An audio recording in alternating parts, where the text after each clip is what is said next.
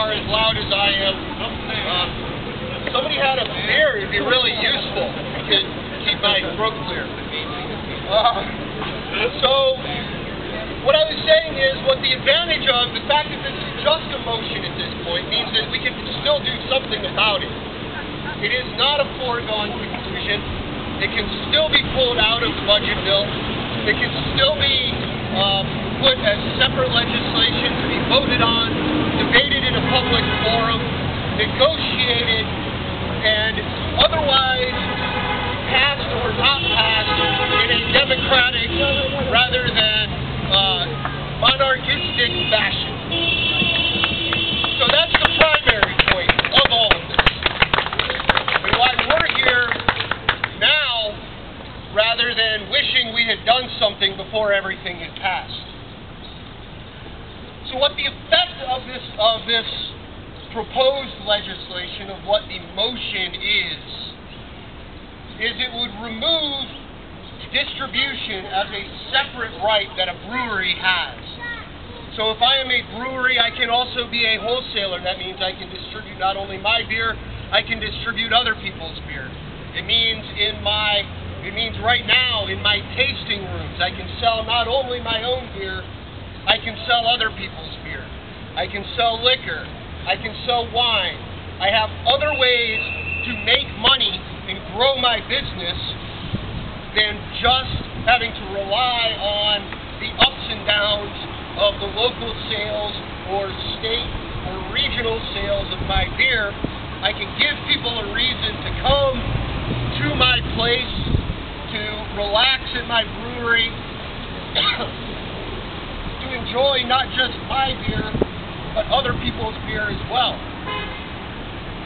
This legislation would remove that right, and it would require that I only sell my own beer, damn all of the other brewers in the state.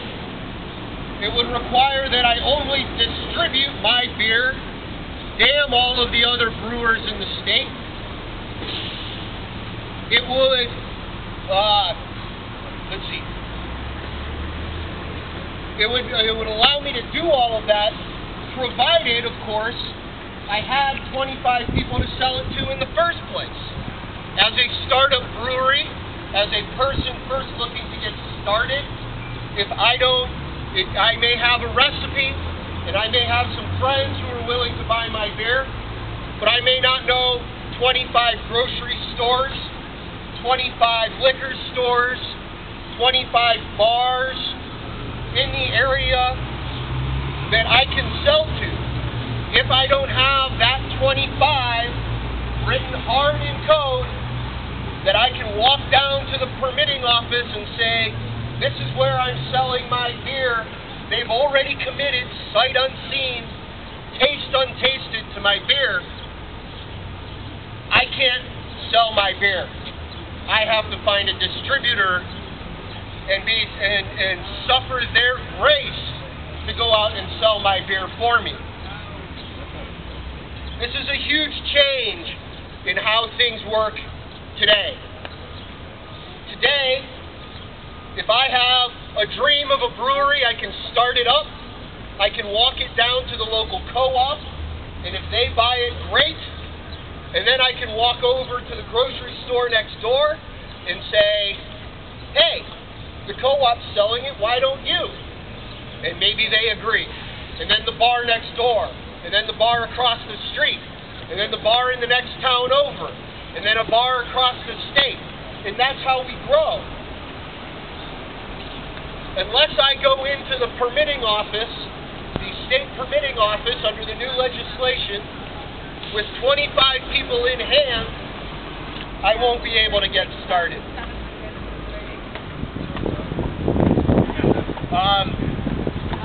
So that's one way. I can also today sell other people's beer if I so choose. That's one of the ways in which craft brewers around the state recognize each other, team together. They put each other on tap in the tasting rooms. They sell each other's beers out of each other's tasting rooms. They promote each other. that kind of brotherhood, that kind of cooperation would be undermined by this potential new legislation. And that's another big change in the way that these things work. So that's just two of the ways that this motion is proposing that we change how beer works in the state of Wisconsin. They're drastic changes. They undermine the very foundations of starting up a brewery in this state right now. If I were to start up a brewery and today I can sell my distribution rights to a distributor, and that provides income so I can make my brewery bigger, under the new laws I wouldn't be able to do that.